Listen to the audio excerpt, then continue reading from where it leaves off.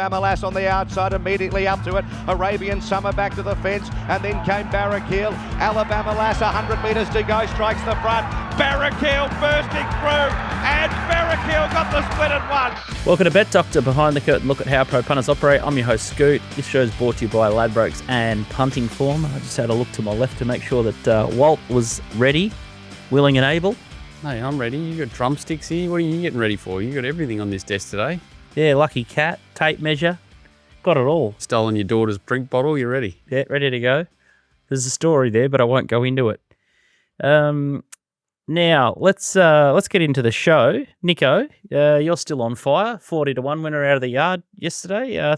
Things are going quite well. Yeah, occasionally you can jag one of them. Just got the PR up there in front yesterday. It was a tough day to make ground there at Sandown, I thought. So maybe a bit forgiving of those horses back in the field. But on to Flemington. Saturday looks impossible. Probably a few favourites that look hard to beat. But aside from that, it looks a really deep card. So, yeah, probably treading with a little bit of caution for HQ on Saturday. But keen to get out there. Spring is really upon us now. And Via Sistina back at HQ, first time since this time last year, so keen to see her out there in the yard. Yeah, it's I can hear Peter Volandi's teeth grinding with the weather, and Waller just doing the golden switch coming down to Flemington, so the good horses down at headquarters where they should be, and Ducks and Drakes in Sydney. What a shock. Last week, quickly, Headwall was a beauty. Kryptonic got scratched. That was a little bonus bit. If you listened to all the show, it went from the Metros to Hawkesbury and won well, about $3. That was good. Barrackhill, Walt kicked up for. Alabama Lass, I was on, so it ran second, so we couldn't help that one. And then Sunrays ran second, disappointing. So now it's gone to the paddock, and they've pulled the pin, Kelly Schweider and Mr. Moran. And King Zephyr, I thought he read that race quite well, and Blake Shin even better. It was a Shin masterclass. He just went past Jordan Childs like he was stuck to the fence and pulled his pants down. So just amazing when Blake's on and he's in the game. He rode a couple of beauties yesterday at Sandown. There's a massive difference when he goes on horses, which you can see. And the question I've got for you, what do we do with Cho Wolf? Where's he at, and where would you put him?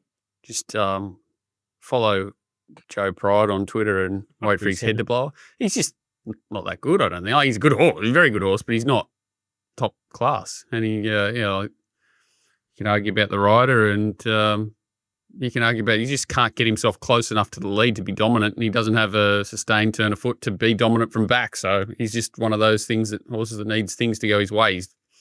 In hindsight, he was short, but the second horse went well there, didn't it, Sir Delius? And the questions asked about the ride on Fourbarn, but no questions asked about Lindemann putting the right-hand blinker on first up, not taking part, then straight to the front and going like a rocket this week. It's a funny game. It is. It's a strange world. Hard to understand that one. Will he do it? I thought it was pretty good, better than I thought he'd go. But we're lucky he didn't run first up in the Dogcaster or something. It might have looked like absolute spastics, didn't it? It was probably the run of the day in Sydney. Apart from Sir Delius. I don't know if it's the right mail, or I saw a little snippet saying Golden Eagle, 1,500. No, well, maybe I don't know. Maybe that's why they seem to have a bit of power. That group. Maybe that's why they moved it to Randwick this year to give Willie a chance. But around Rosehill, he would have been millions. You'd reckon.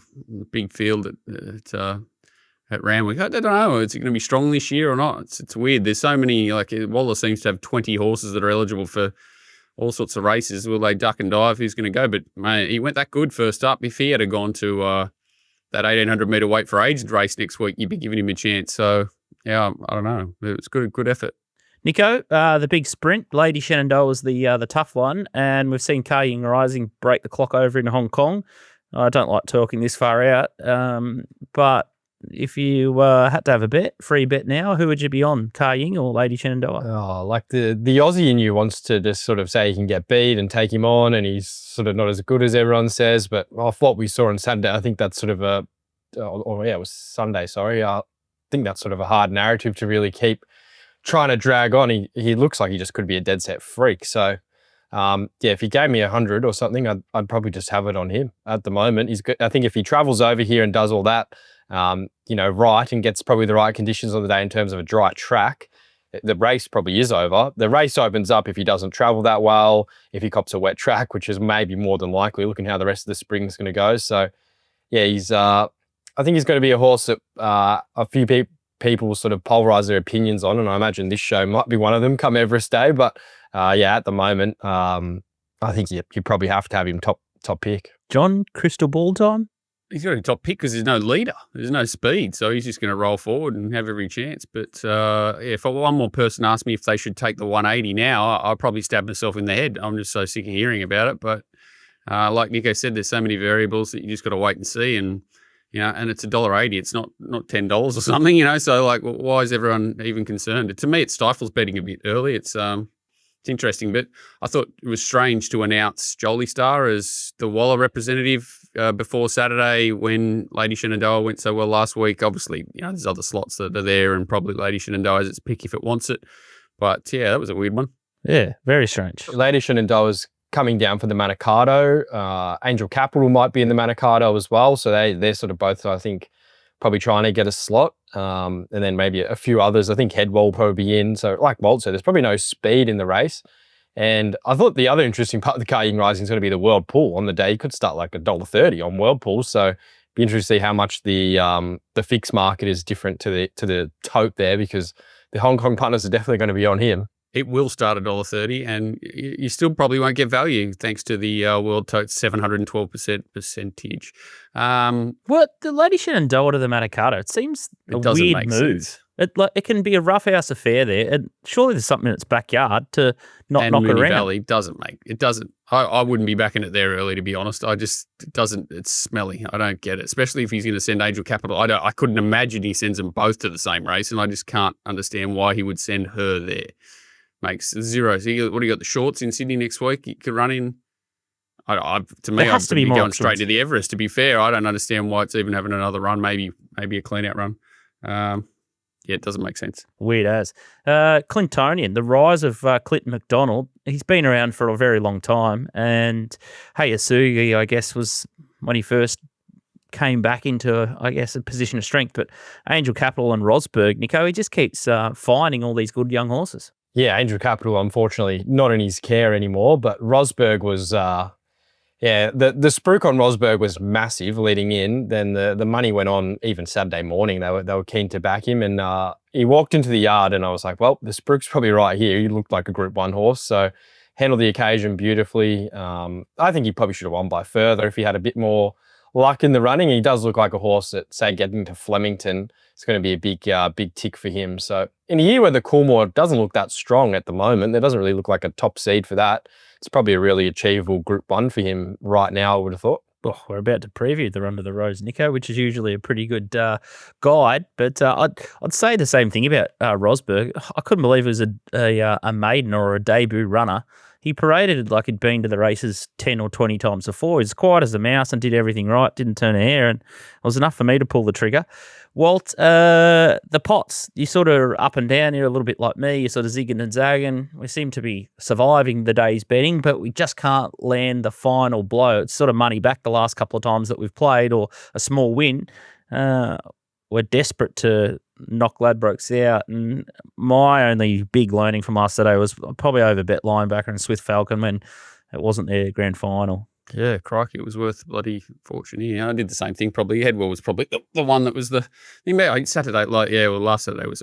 I would have loved to swap spots with you last Saturday. I reckon it would have been a handy result, only because of my multi madness probably would have landed. But that's it. It's just a zig when you don't zag. Wednesdays have been horrendous, but I've been happy to get out of them alive. You just got to sort of play what's put in front of you. And like I've never had a day where a couple of the better price things have landed yet, and we've still sort of, I think, won 4 out of 6 or something like that, tiny, like you said, and only had one day where we've lost a little bit. So I kind of think I'm happy to sort of play it that way, because there's so many of them over the spring that we're trying to get through, that you're trying to keep everyone alive, and then when we do have the good day, that's when we push forward. Just trying to stay alive and then trying to get the big jackpot results. So if you've been following him, hopefully you guys you're definitely getting a lot of winners, because there's tons of winners throughout the card. So people usually manage their own bank however they like anyway. So hopefully we're pointing everyone in the right direction. We've got another hosted pot this Saturday for Makybe Diva Stakes Day under the Little Birdie banner. So head to the Ladbrokes Mates Mode area, and you can scan the QR code and get in there with the Ladbrokes app. Birdie TV for me on Saturday. It'll be 11 till 5:45. I got another late one at Adelaide for us, and then you've got one Sunday as well. So yeah, Sunday last week was interesting. My God, doing some of the form for some of those meetings. Oh my God, but it was it's good fun actually. It mixes it up after you come off Group 1 Saturdays to benchmark 50 Sundays, but there's a winner of every race. Thoughts with Tom Preble, horror fall at Warrnambool, so fingers crossed he gets through that. But really bad reports there, sinking fall. Today's show, let's get to Nico. Flemington should be a good 4. It's drying, so I'm going to go to 6, 7, 8, 9. Walt, you've got big few races with the Run to the Rose, probably the highlight. That's sets up all the 3-year-old action for the sprinting, and then the 1400 and the classic races later on, heading towards the Guineas. And I've got only one race up at Doomben. I've gone skinny there just so we can cover more races at Sydney and Melbourne now that we're getting into the teeth of the spring. And Beat the Bagman. He's probably ROI-wise going the best out of everyone. And little hat tip as well. One Kind got the chocolates for Bagman yesterday at Balaclava on the unmown track there. And it was an ex-Alan Keogh mare. So you might know the... Good horse. Not bad. Yeah, there's a couple One of his Kind. He might have stolen it. I'd like to get hold of Shaggy. I'd like to get hold. There's another one of his that goes pretty good. There's a few of his horses that doesn't surprise me. They're revived. Welcome back. Beat the Bagman, Shane Adair. Hello, guys. Coming you live from the Balaclava Straight. I've set up the card table and laptop here, and just got nice grass coverage around me. I think it's about 3 or 4 meters tall at the moment. So, hopefully I can get out by race day on Saturday and have a bet at Morphettville. Genuine question. Did they not mow it, or is there any reason why they presented the track in the nature it was? It was hard to make ground, but it looked like a cow paddock. Yeah, lush is probably a pretty accurate term. Thick was there. I think they're trying to generate their own ratings for tracks. I think it might be an L for lush instead of a G for good. But yeah, very long, very leader biased, very traditional Balaclava Cup day racing. It was longer than Nico's old haircut, the long locks. That's how bad it was at Balaclava. Mate, between Ipswich and whatever, it was interesting viewing yesterday. It was tricky. Just the winner was the thing that won at one good was coming out of benchmark races or whatever. It's it's got genuine upside. Yeah, it's a good win. Bagman's been talking about it for the last month, 6 weeks. Seven Ice. He's been on something. Now he's going to come over and have a bit of a play around in Victoria is all the mail. But it was a commanding win. Let's move the show along because I know Bagman's got places to be, or he has to just extract himself from that Balaclava track.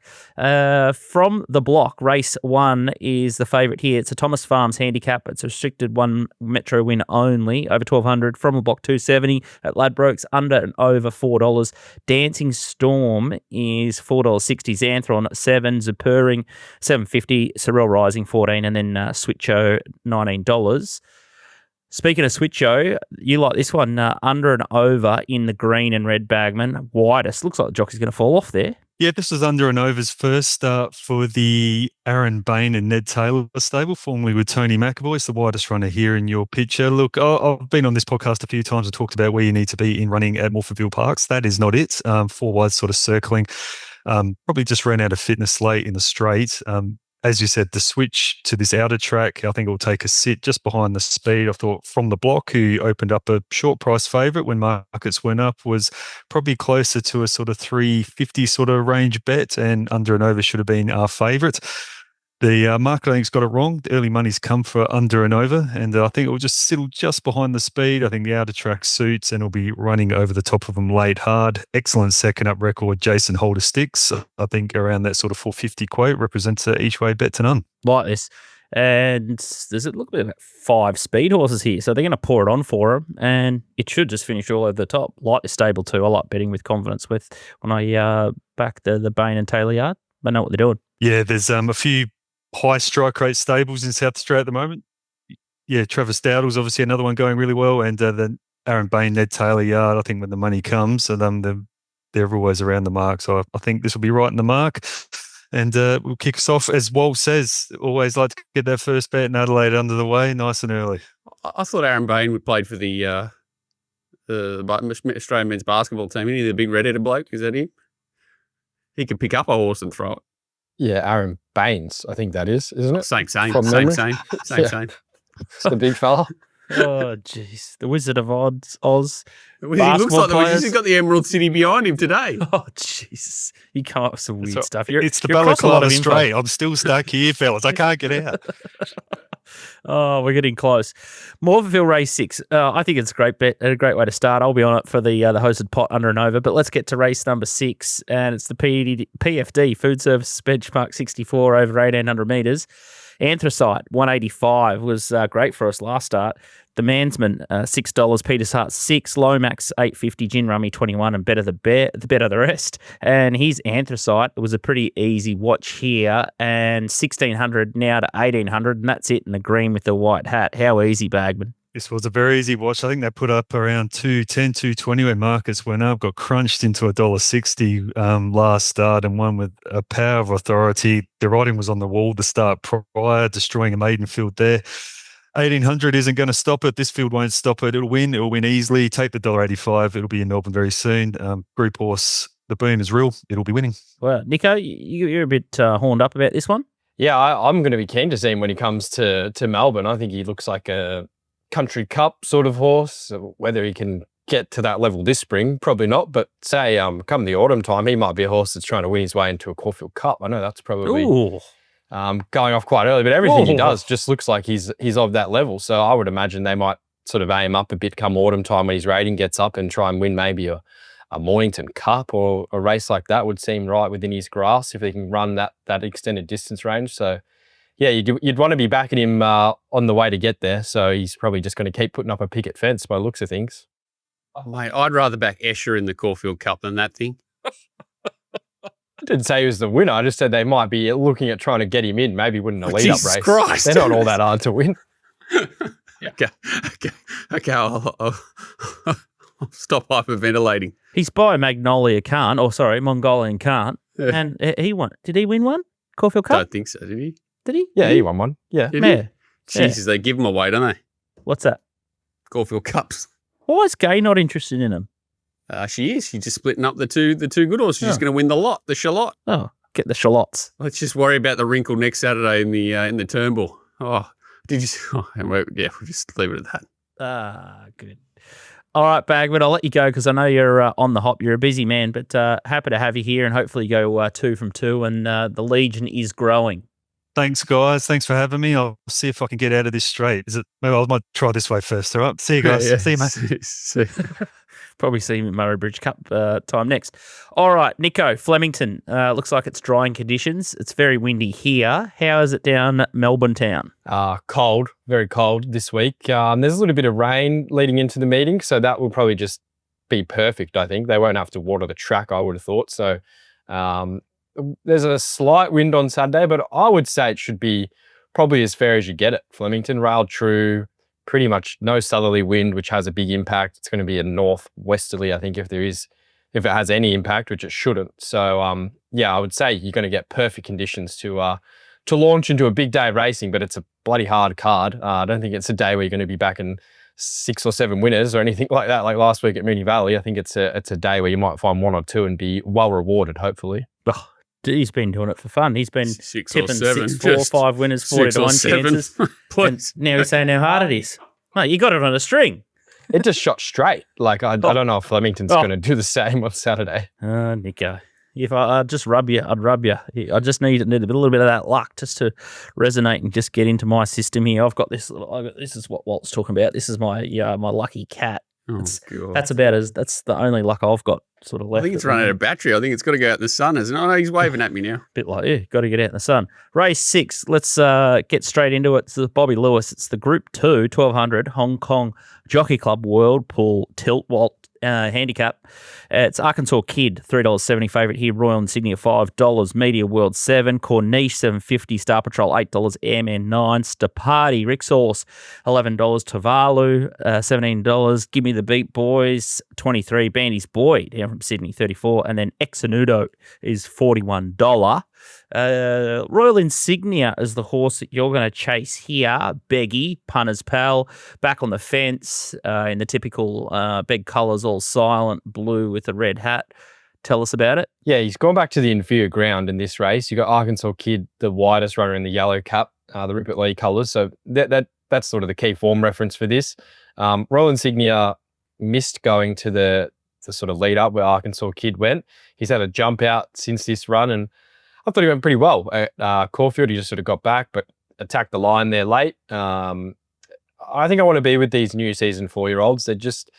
They've hit the ground running this spring, and he's another one that just seemed like he just keep getting better. So I think this campaign is probably a good chance to put down a career peak sort of rating, and it might come here second up on drier ground. That was the other big positive on Saturday. That track was a little bit wet there at Caulfield, where he's a horse that's been really effective on good ground. You saw back in, I think it was early Feb or late January, when he won the Manfred, beating Tropicus. That was a rock hard track there at Sandown on that occasion, and that form stacked up pretty well. Tropicus beat Arkansas Kid their last start. So you can tie them all sort of in. He's going to need a little bit of luck from the inside draw. Hopefully they go, I don't know what they'll do with the straight. The straight's been playing very fair lately, and with limited wind, I'd imagine that's probably the same. So I wouldn't be shocked if they went up the inside in a few of these races. If they do that, he's probably fine. If they go to the outside fence, he might be in a little bit of worry.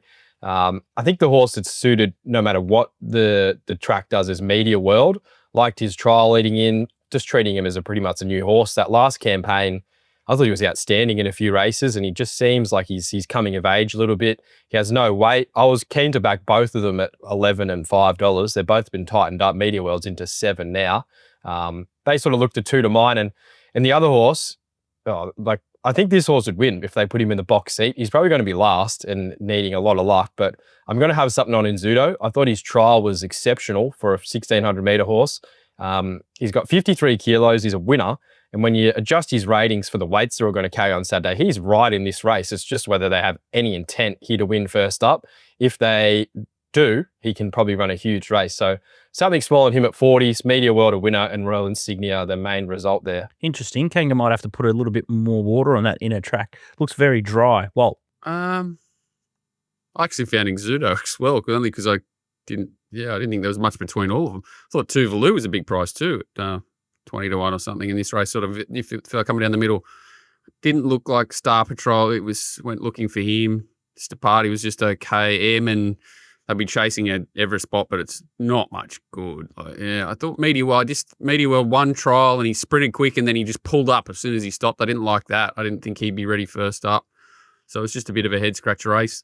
In Royal Insignia, I think it's the right horse. Probably just want a better price from where it's going to be. That was the only thing that scared me. But Arkansas Kid, this is absolutely his peak run. He should run very well. Winkers on, shin sticks. It's just a bit of a nothing race for me, honestly. But I thought Inzudo was worth a peanut at 50 to 1 or something in a pretty even looking race to me. Even Give Me the Beat Boys can run well gelded now. I thought he didn't trial too bad. So yeah, I wouldn't be surprised if anything won this. Give Me the Beat Boys is a horse I sort of like. Forgive last start. He looks a bit progressive, but you got the Reginator on.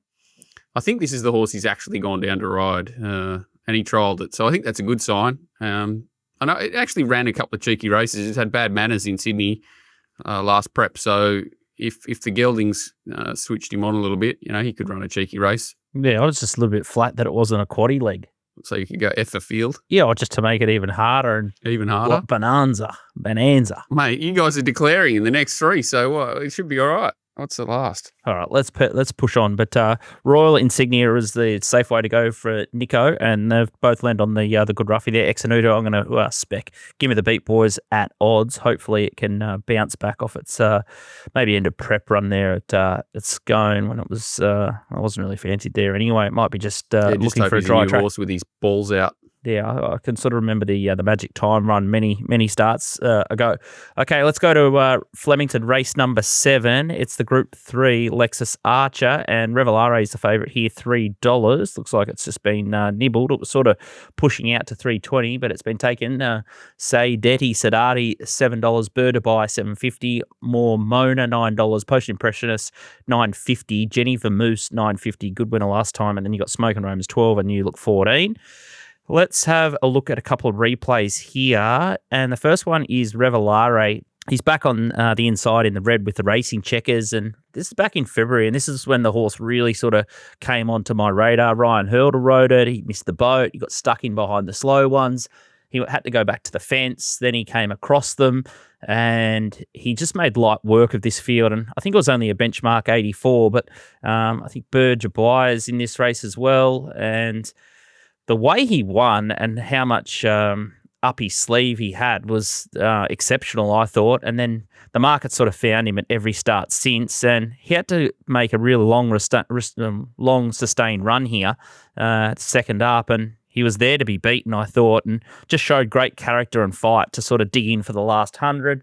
You got Berkeley Square and a couple of seasoned sort of gallopers there, and I know he sort of got the weight off him there, but his target is the 2500, and this is a horse that I think can sort of measure up as a lightweight sort of knockout hope in a Melbourne Cup. So I think that win last start was a bonus, and I think he just got out sprinted first up behind El Rocco, and he just faced those horses that were just rock hard fit first up. Didn't do himself any disservice there, and I just think there's something there with this horse. He's by So You Think. His grandmother is Honor Babe, won a was it Sydney Cup?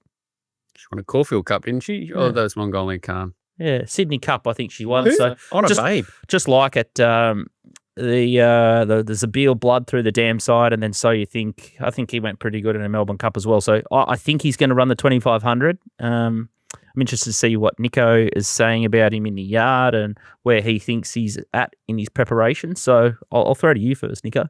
Yard, he'll peak 4th up, I reckon. So 4th, 5th up is when we're going to see, I think, the absolute best of him. He was still probably a run short last start. He wins on class and sort of determination. I think he's a good horse. 4th, 5th up, he'll probably win anything that's a staying race that's maybe not the Caulfield Cup at that sort of time. Like any sort of race like this, he'll just be winning.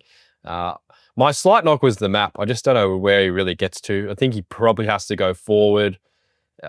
Like you'd love to see him one out, one back. Can he achieve that position? I'm not entirely sure. If he does, he's probably a good winning chance. My worry would be if he gets stuck wide, has to do it the hard way, and he's still half a run short, going 16, 2000 up to 25. No doubt at all that he's the best horse in the race, and I think he's probably one of the better local chances to win his way into the Cup and be a live chance at the weight he's going to get. I thought Momona's probably the horse to beat him because he just gets a dream run. He brings in that lead-up form. His last run here at Flemington, he won really well in the Flemington Cup, and he probably just has a bit more residual fitness than a few of the others. That was his first up run there. He's in the yellow in that race behind Revelare, and he sort of hadn't been all that long off the scene. He won the Flemington Cup, I think it was back in July or June. So he's got the residual fitness, gets the right run, well weighted. I think I can't believe he's $9. Like I think he should be second pick here. So he'll probably be my play in the race, but Revelare, definitely the best horse, and he may have to do it the hard way here. That was my only knock. Oh yeah, I sort of agree with all of those comments. I thought the danger might have been Jenny Vermoose. I thought that was a pretty good run. They sort of put it on for her at the Valley that day, and they went quick, but she could finish over the top of them if a couple of jockeys make mistakes in this. But Walt, what do you think about this one? Yeah, I think if you're ever going to take Revelare on, it's this day. Third up, 2,500. It's never been to 2,500. It's hard to win at 2,500 if you've never been there before, even if you're, sort of really dour. So I think the sit sprint it was very well ridden last start, and the tempo was ideal. He's won 5 of his 7 wins have all been off really slow tempo. So he's got to turn a foot, whereas a lot of these don't. If he gets it here again, which is a chance, he's going to be hard to beat, but yeah, third, like mile, as you said, mile off a slow run, like a sit sprint, 2,000 sit sprints, not great grounding for a 2,500 third up for me, even though they're these, slow tempo races. But if something happens to go quick, I think he's in a lot of trouble. I was with Nico. I think Momona should be favourite. And then you got sort of Jenny Vermoose is well set up, a big class rise, but at least it's got the 2,500 metre grounding, very hard. Post Impressionist has been in ridiculously slow run races. It can improve. J-Mac could jump it and get it closer in the run and stand over it. It can improve. Smoke and Romans probably went too slow for its own good last start. And then I don't know what you do with Birdie. New Look was out sprinted last start. So there's a lot of horses that can improve here. And I think, I think Momona's the starting point for me, but there's a lot of chances. I think Birdie, it's just not really well in at the weights. I think Revelare gets a massive weight swing on him for last time they met. That was at 2,000 metres. So I agree. 2,500 is a different ball game, but everything that I see in this horse makes me think that he'll eat up 2,500. So can't wait for that one. And if you like him for the Melbourne Cup, if he comes out and beats them, I think he'll shorten dramatically and What weight do you think you'll get for a Melbourne Cup, Nico? Oh, I think he'd probably be like 52, maybe around that mark. And interestingly enough, Declan Bates he was the late rider replacement last start, and he can probably ride that weight in the Cup. So they're probably going to stick with him, I would have thought. So yeah, the Archer's a golden ticket into the Cup on Saturday. I'd imagine if he doesn't win that, he probably heads to the Bart Cummings. Maybe they look at a Caulfield Cup, but I think if he gets in on Saturday, they'll just be trying to protect his weight. So I think he'd be right down there with 51 or 52. So a very winnable weight for him if he's able to get in. Yeah, that gets me excited. And I don't know how they've done it so quickly, but it's been a miracle getting Declan on for R hurdle off. So I think he's a perfect rider for that sort of scenario, as we've seen in the past with prior to Jenny and our good mate Trevor Lawson. Man for a job, Declan. Loves it. Has a good record when he's got a pin-up horse. All right, let's go to race 8. It's the Group 1 Makybe Diva Stakes. It's Crown sponsored there. And Via Sistina, $1.90 favourite here. Aliana, $4.20. Mr. Brightside, $5. Antino, $7.50. Tom Kitten, $10. Mark Twain, $1.01. Let's have a look at Mr. Brightside and Antino as the first lead up. Then we'll look at Via Sistina and Aliana. Nico, talk us through this one. Yeah, well, Mr. B just did what he does. He's as tough and honest as they come. Sort of rode the speed, fast speed, and was just beat by maybe a freak. Antino shin-lit him up from a long way out, made that long sustained run on him, and it was just not the race shape to do it. And he did a lot of work from the 1,000 to the 400. I think that's why he looks a bit underwhelming to the line. I'd be expecting him to improve a fair bit from that run. I might handball back to you boys for this one. Yeah, this is Via Sistina, 3 off the fence with Aliana to the inside. And my question with this is a heavy 10. They've gone slow. Is this real, Walt? And there's a couple of things here. Like, Via Sistina historically doesn't really go on the wet track. So there, Cho Wolf looks like it's, taking ground off him there. But is that a real form line? Yeah, it's just like a ultimate barrier trial for this race. It's just couldn't be any better. They go slow, they sprint up the best part, probably all the stablemates that did the Moses parting, and they just came up through the middle. And was there an inquiry? No, there wasn't. They would have said there was Lindemann dropping out back on the inside there. Yeah, and I think Cho sort of had to. I wouldn't be worried about it sort of getting beat last week. I think he sort of went huge and then peaked on the line, whereas I think Via was still warming up. I think I think that's actually a perfect clean out, and I think I think Antino's was a perfect clean out for this too. So I think everyone should be going forward into this. I assume Mr. Brightside will try and lead and hold from 1, and then I think Blake will do the switcheroo, and I think he'll go forward thinking that there's not going to be much speed in this. And Tom Kitten's been bombing the start. Mark Twain's on a Melbourne Cup path, and then you've got the Waller pair. She could be just boxed, 2 or 3 back the fence, Via, and hopefully they're riding tight. Hey? She will not. She's more chance of being outside leader or leading than being 3 back the fence. With he won't allow it. He won't allow it. It'll be 1-1. He'll pop straight outside Mr. Brightside. If something wants to press it, will. Otherwise, he'll sit. He's too smart. J-Mac. So is that your tip, Via Sistina? Race why is over? it not $1.20? Hey? Why is it 2? Why is it black odds? I don't understand. How are they going to beat it? Well, they're going to hit it with a bat. It'll want to be a big bat. Nico? Yeah, that's good commentary there. Look, I've had a mare in this race. I saw the Treasure of the Moment news before anyone else probably saw it, and just latched on to Aliana thinking she'll start even money here, and then all of a sudden Via Sistina's come down. So it sort of got me by the balls a bit. I'm at the point where if I keep betting into the race, I've got to completely just bet around her, and I don't know if I really want to do that. Antino seems the horse to me that probably holds the aces here, because he can make that sustained run. It'll probably be a slow tempo, and he's much better suited up to 1,600. So around $7, he'd be the other horse I'd probably make to be a winner in my so far very bad book on the race. But Via Sistina, if she gets out, she'll win. Walt saying there's no chance she's boxed in. I think there's still maybe some chance of that happening. But if she's outside the lead, well, you definitely want to be taking $1.95. So maybe Walt is right, and you just chime into that price. Who's riding Tom Kitten? B. Millum. Yeah. He'll get him out? Oh. Well, what's he going to do? Is he going to try and box it in? Maybe he's the one we need to interview. Yeah, I just go back. I agree. I think there's 3 chances. Like Antino, you can't Tom Kitten off whatever that jump out was or whatever's happened. Should be 20s. As much as he was going, as good as he was, yeah, like 20s. Yeah, for me, it's a decision of who you have to run second in your trifecta, Aliana and 10. I think Aliana, as much as I love her, I think the slow sit sprinting is not her go. Even though she went well there, second up. I think she sort of is a bit more of a wind-up horse. Antino's dangerous here for sure. I think I'd go nearly straight out via Antino, then you can breeze to Brightside Aliana for third, and you get your $8 trifecta. Yeah, I think competitive riding is the best way to get a beat, and I just hope to God that they do it, because that'll make the race very exciting. But my real reservation with Via Sistina is that she went just so well on that heavy track, and now she's going to get dry ground, and that's ultra scary.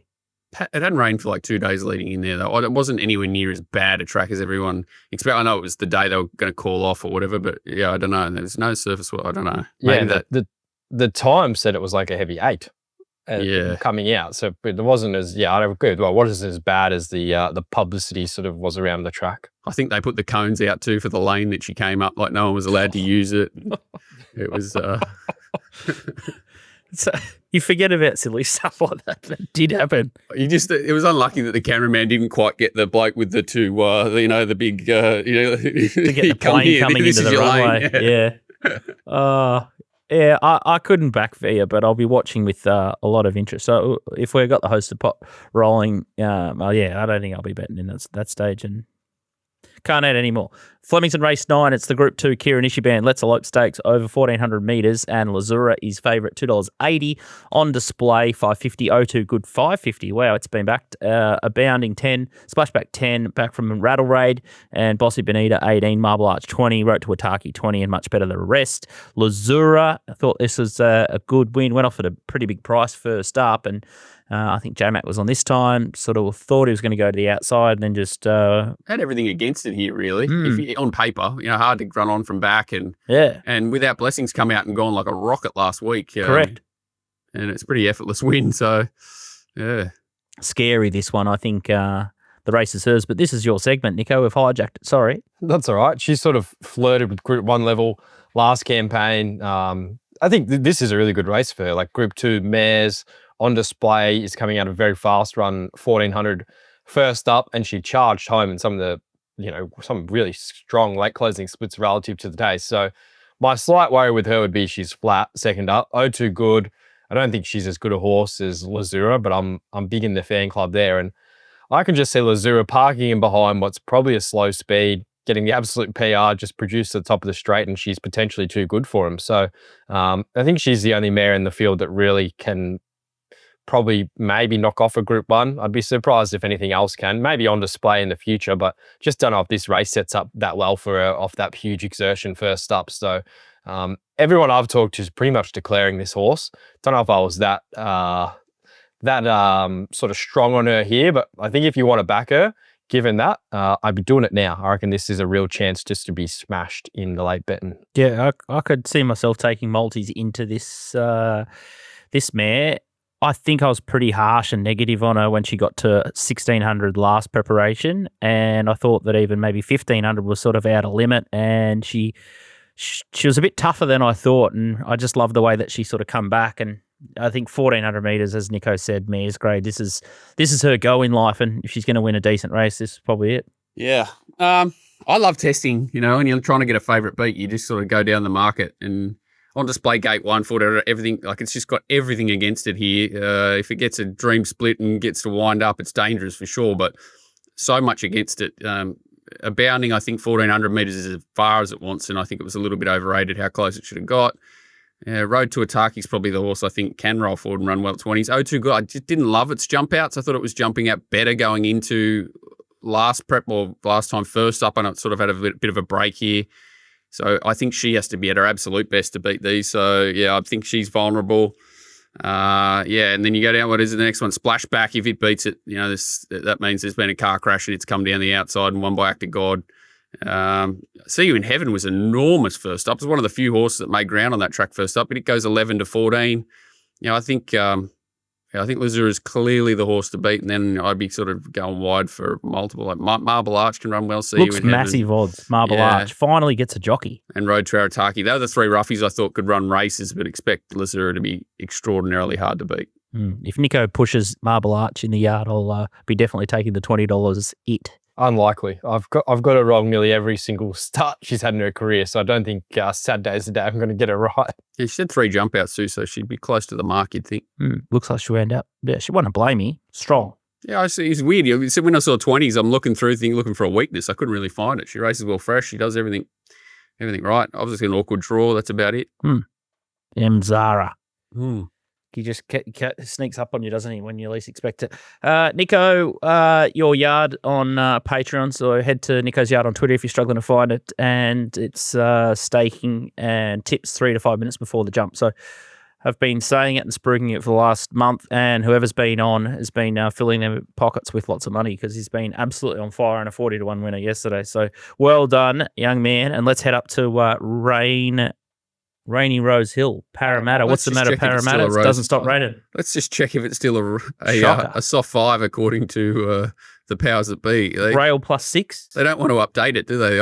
It's weird how they do these things. They go 3 days of soft 5 and then it'll go to a heavy 10 all of a sudden. What are they saying? It's actually nothing now. I don't know. What have we got? We should have prepared this earlier. Soft 5.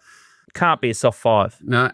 So there it is, heavy 10. Heavy 10. Heavy 10, but the rain has sort of stopped-ish. I think there's a little bit more today, and then hopefully it pulls up. But yeah, well, if it's gone to a 10, you'd think maybe 7 or 8 is the best we could possibly hope for, that's fine as long as that's what it is. Rail +6? Yeah, it doesn't really matter when it's so wet. It just sort of becomes a bit more uniform. They'll get off the fence, but probably not as far. Maybe 5, 6, 7 off is usually about 12 metres off is the absolute highway, sort of whatever they call it, like the hump of the track. What is it they call that? Crown. The crown of the track is about that far off, and then you've got if Nash wants to get frisky, we could go the outside fence. Yeah, the ambulance lanes down the outside. Strathday down the ambulance lane.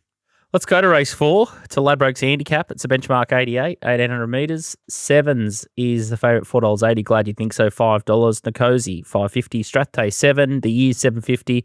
Vega Magnifico, $9. Kapakira, Yo-Yo Horse It, $9. And then you got Louisville and others, better, at $18 or better. And Strathday is the horse you like, Eyecatcher. This horse, Nelly should be the Little Birdie bloody horse. It's in the purple. Look at the big baldy face. We own this horse. We do own this horse. We've spent so much money chasing it, 50s, 30s, 20s. Oh, my God. But have a look at it, the tees. Second from the outside, white face, trailing up behind. These are proper horses. That's the problem. And I've declared this horse, of all declares, I hate this horse. I hate this horse. There's not a race for this horse. There's not a race you can possibly ever back this horse in. You couldn't make ground that day. They went quick, but they went quick throughout. And, there's a couple of stayers actually ran on in it, but it went so good. And then this field is a dead set 3-hump procession. Like, glad you think's been kept. So it's coming out of midways. Nicosi won at Wyong and then went like a busted the other day. Sevens is a midweek horse, sort of improving a little bit. The Years you'd put in the same sort of category. Kapakiri's a bit enigmatic, but he's probably a midweeker. And we've been back in Strathday in Sydney Cups and Brizzy Cups, Metropolitans, Chairman's Handicaps, and Queen Elizabeth Cup up there, and you get $8. The last time Nash rode it, it won. That's not a surprise, is it? Like, it's had some of the steadier. It's been given set tasks. Ronnie Stewart, Jay Ford, Zach Lloyd. Let's name and shame him. Yeah, well, yeah, we're trying to be nice. We're trying to be nice.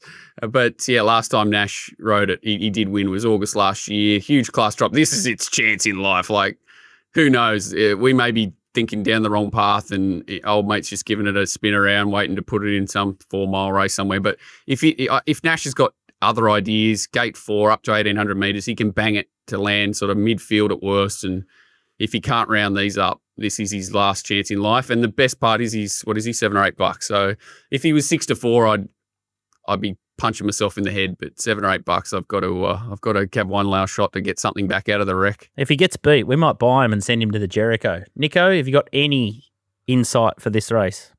Yeah, I'd love to buy him. I think he's a horse that's sort of been a bit lost in the Waller stable, like running all these big races. Like he surely could have found a race for him to win by now. The horse he crossed the line with, Half Yours, is actually the favourite in the Metrop. So there's a pretty good form line for you. So yeah, he's a horse that's hard to catch, but Nash is definitely the right man to wake him up. I reckon if Half Yours was in this race, it'd be $1.80 tops. So work that out. And they are very different horses. Don't get me wrong. Big turn of foot, right on the up, half yours, but it would be $1.80, maybe shorter in this race. Oh, he's coming off a pretty ISP, 80, 86 to 1. And he is who he is. He's Strathday. SP profiles. Let's move on. SP profiles. The show's going downhill. If I could reach your drumstick, I'd punch you there, but SP profiles. Rosehill, race 7. It's the Group 2 Sheraco. Oh, I'm playing him very well today. 1,200 metre race. Jolly Star, 2.15. Gangster Granny. Love the name of this horse, $3.60. Amina, $8. Steffi Magnetica, $9. Manal, $11. Lilac, $14. Spicy Martini, $23. And then Samana, $34. First replay here, Gangster Granny. It took Autumn Glow to mow the granny down. There she is in the blue, a Hawks horse that's on speed. Rare thing. So outside leader first up, usually the Hawks horses progress too, which is important. Got a little bit off the bit, but then found and kicked away and was going to hold the rest of the field. And then, how good is Autumn Glow? We still don't know. No one knows. And the margins are opening up behind. Plenty to like about that replay and that horse. Let's go to Manal, a Caulfield. You liked its trials, and then you're saying this is a forgive down the inside? Just grade up. I think it was back there, and then the more I looked at the replay, I sort of grade myself up even further. I would have loved to see it sort of poke through a little bit better than what it did. They did go quick, and I was just not really sure. But I think back on a wet track, and the price here is going to suck me into wanting to at least forgive it and not lose on the race if it wins. But are we watching any more? No, well, Jolie Star's first up off an Eagle Farm run where she beat Zarastro. Zarastro almost looked home, but I don't think Zarastro runs 1,300 metres. And where's she at? Steffi, Well, I think the key to Jolie Star is they've come out and basically said she's in. And I reckon the only reason you do that is because they don't care about this week. I don't really understand why else you'd announce it now. And she doesn't like the wet that much, I don't think. I don't think that's to her advantage. Yeah, she hates it. 1,200 metres first up, and you're going to an Everest in whatever it is, 6 weeks or something. Wide draw. You would say, to me, that says we're going back. We don't care about today. We're just letting you know that she should be ready for the Everest, and we've already locked her in. So we're trying to psychologically evaluate the Waller stable, which is... Oh, holy cow, that's trying to psychologically evaluate me. I love how deep you've gone with this race, though. Well, I have, this. And I think even Amina's not that well-suited on a wet track first up. I thought it trialled great too, better price it than the other one. But it just sort of kept coming back to saying, well, Lilac won't be ready. Lilac's drawn 1. It might not be ready enough that they'll let Gangster Granny go straight to the front. And either way, you'd say it's going to be outside leader or in front. And...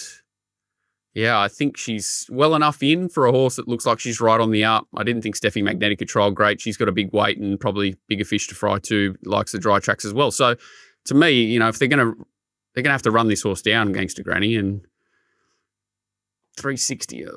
But yeah, I think she should be favourite, and I think she'll be in front with 100, 200 to go, and something's got to come out and get her. And Manal's $8, $9, something like that. It and Amina I'd probably chop out on, but Gangster Granny's going to be definitely my best result here.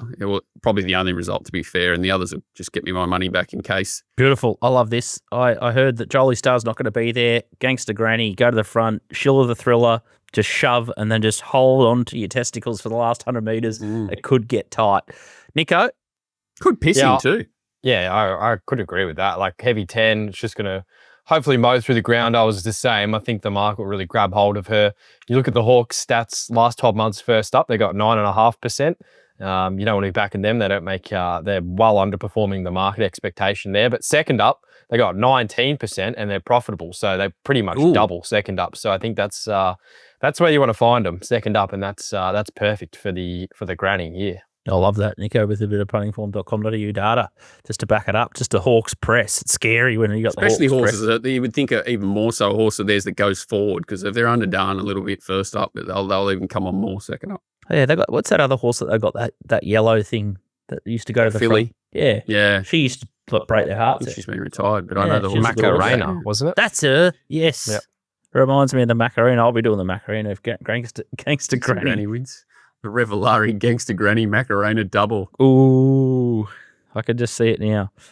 Let's go to the Run to the Rose, Group 2, 1,200 metre race. Raging Force has been back $4.60 into $3. They opened up, it hung there for a little while, and then someone just went crunch, probably when they started to look at the weather forecast, because it's got a couple under the belt, all on rain effect going. Wodenton, $5, Tempted $5.50, Skyhook $10, Nepotism $11, Baywatch $12, North England $13, Rivellino $19, Devil Knight $21, Pre-Star $51, and Better the Rest. Looks like Navy Pilot, 60s, and Autumn Boy have all come out already. Let's have a look at replays. Let's have a look at Raging Force last start. Yeah, so there was the a few things happening here. Bay whacks that a little bit wide and then sort of pushed forward. King of Pop went like a busted. Raging Force, every chance in front, like gifted the race. And then Wodenton gets shortened up back on the inside late here, whether you think it should have got closer or not. Just a real push-button pocket sprinter. I actually thought Baywhack went quite well there. I didn't think Devil Knight was too bad back through the line either, and it's a Hawks or second up too, isn't it? So it could improve. He's Skyhook. And this Skyhook. So this was he sort of forced back to last year, jumped well, went back. I don't think this is anywhere near as strong, but Grand Prairie has come out. It flattened half the field, but bolted in next start. So this is not poor form, and I think the horse has ridden against his pattern. I think he sort of certainly presented like he had a lot of improvement to come. He's a bit forgotten here for me, betting-wise. Drawn absolutely ideally, gets through wet ground and should settle, wherever it wants to this time around. There's Skyhook on the inside, so he's going for the trial between two starts, and Tempted's in the Godolphin Blue. Yeah, so she was just kept improving. She was the Iron Horse as a 2-year-old, and now she goes, what do you call this? I don't know. Has Nico got his putting form button clicking going ready there? Is Ma the only one who hasn't got Godolphin horses to improve? This is Kieran's horse. Yeah, Kieran's so I don't understand why in the world they'd give this horse to this stable, but I thought she trialled okay, one trial. I just think she's not going to. To me, it looks like Ma doesn't have his foot on the throat of him, a bit like the others do, like ready to go. I think he's just put them into the system and they'll get ready when they get ready. So that's him. That's what I mean. So I'm not treating this horse with urgency like others are, probably, is what I'm trying to say. And just one trial, maybe it's been around the jump out track at Bong Bong 33 times and we don't know about it. But she's dangerous, but she's got a bit against her here, I think. And Nepotism on the Caulfield Guineas path? It trialled well, but I think it'll be in the Nico first up, spin around sort of. Don't think, it does handle wet tracks and is certainly profile well for this race. It's just whether it's sharp enough, on a heavy track first up and whether they've got the intent there. It's there's probably a few others you'd want to find in front of it. And then, you got these horses like Stake Visit and Hidden Achievement that look like they had a lot of upside, but the rider booking in Hidden Achievement says it's going back to last and having a look. But the rest of them, I think Raging Force is definitely, we haven't even spoken about Wodenton. He's sort of drawn wide. Where does it get to in the run? It's a very smelly race. Of all these races we're probably going to look at, it's the one that doesn't excite me that much. I think, Raging Force is the right favourite, and then trying to find a horse to beat it with authorities difficult. North England probably will kick up and make it work this time. That's another one, but Skyhook gets a perfect run behind him. Baywhack, I think, is over the odds, and I think Devil Knight's over the odds. If I had to bet in the race, I'd be having very small bets on Skyhook, Baywhack, Devil Knight, and hoping the Raging Force gets softened up. I really like the win of Skyhook first up. I think he's just a racehorse. I don't think Kieran's going that well. Don't think Gerald's going that well, despite 2 winners in the slop yesterday. Gerald, he's a slop man. We're getting slop on Saturday. He's a slop man. Yeah, he's just a racehorse. This horse. I think he's a star. So I'll have something small on Skyhook at the $10. But again, like Walt, really wary here because the big grand final's the 1,400 metre race, and this is the race that sort of divides. I think Nico was talking earlier about the Coolmore and which horses are going to go where, and this is the race that sort of defines whether they go to 1,400 or they step back to the Coolmore. So we'll learn a lot from this race. So $10 Skyhook's auto bet job for me. I thought he was great in the slipper. I thought he ran a huge race, and he sort of had an upside down prep as a 2-year-old and still overcame a lot of things. Like there's things that went wrong. I can't quite recall. Tempted. No, Skyhook. Oh, Skyhook, yeah. Yeah, well, and he had he slipped over in the bar. Didn't he get poleaxed, stopped the inside? He should have won, and then he came out and won the week before and had to back up into the slipper. And the day that he backed up to win, to get into the slipper, he fell over in the wash bay. Remember Yeah, that? and then he led on it, didn't he? It Yeah, went and then quite it quick shit and in. it was dominant. Yeah. And then if you watch the slipper replay, and there's a forgive run there as well. So he could well be the best horse. So the horse I stirred about Old Hidden Achievement with the blinkers do stay on. They put him on for that race up in Brisbane where it was an absolute train wreck. So, yeah, keep your eye on it from me. If you like a Guinea's perspective, it's probably the horse in the race. I'd be keeping a close eye on Hidden Achievement. the sneaky. Nico. Oh, tough race. I sort of went with Baywalk because I just thought he gets the right run, brings in that solid form lines, and Blue Cap on here. This has been a great race for the Blue Jackets. I think they won the last 4 run to the Roses, so maybe they look to continue that. So I thought he was the horse that's probably a little bit over the odds. Wotan, I think people really go looking for him. I reckon he could be a real J-Mac horse. I just don't know if Collette's going to get a heap out of him. We saw Kieran get absolutely nothing out of him when he went on last campaign, so I think he's a bit chinky, so you want the best jockeys on him. Conceded Love, Skyhook, Nepotism I'll be watching for further, and Hidden Achievement, Navy Pilot are probably the other 2 I'll be watching for further as well. But tough race to really be that keen on. It looks like a bit of a tricky one. Good point, Nico. It could be grand final for Waller for Baywalk. This could be the race he's set him for. I think he's a bit in your box, like as in which way. But yeah, I think he's going to run well regardless. Beautiful. All right, that's the Sydney preview. Racingwatch.com.au for more of Walt stuff. So if you want his full Saturday set, head to his website and jump in the chat room Talking there. about Autumn Glow, we were going to talk about it. No point, really. Autumn Glow. Autumn Glow probably. The Theo Marks, it's all right. Don't worry about She'll it. win. Yeah, It'll win. I couldn't find anything there to beat it. That's the thing. Like we sort of said, you go looking for something to beat the favourite, and it's not there. So yeah, I think it should all unfold as everyone's thinks. I couldn't even. I think Pier's the horse that's dangerous. 91 days, Nice trialled horse. really well.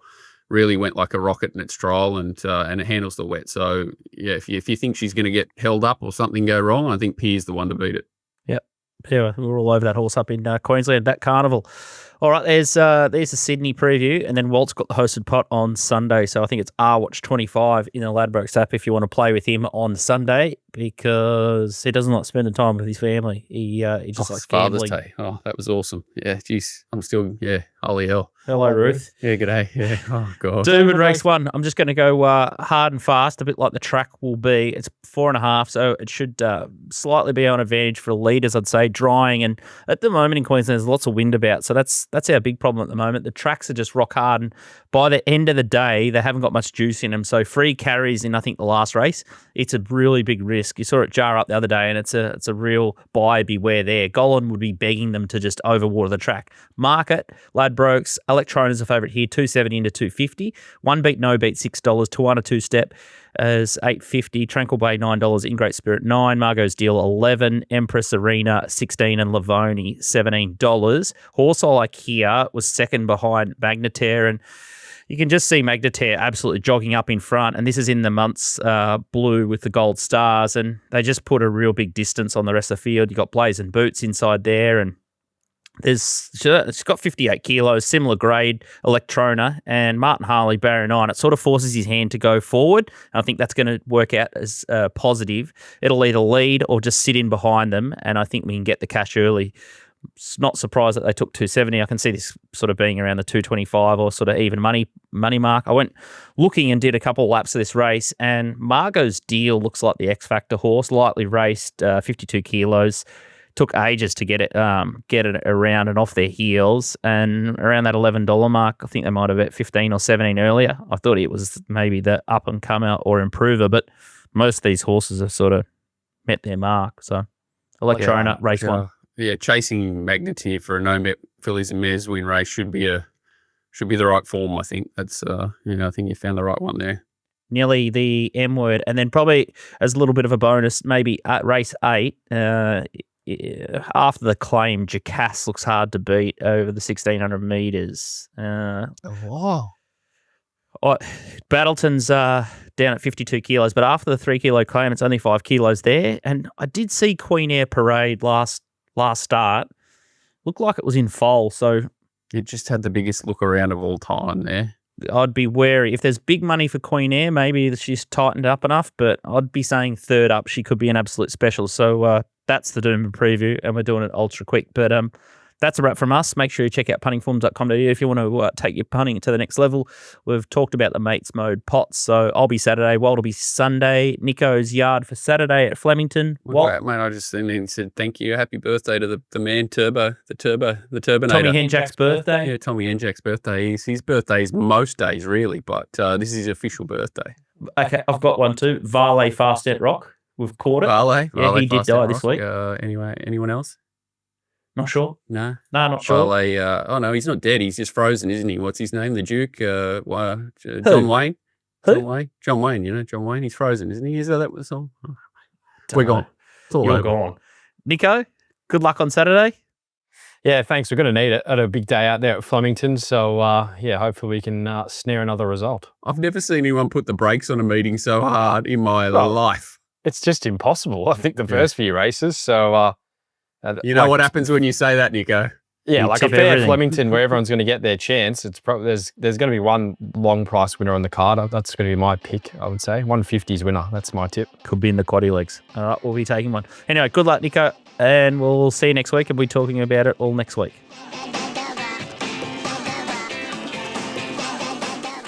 Chances are you're about to lose. For free and confidential support, call the number on the screen or visit the website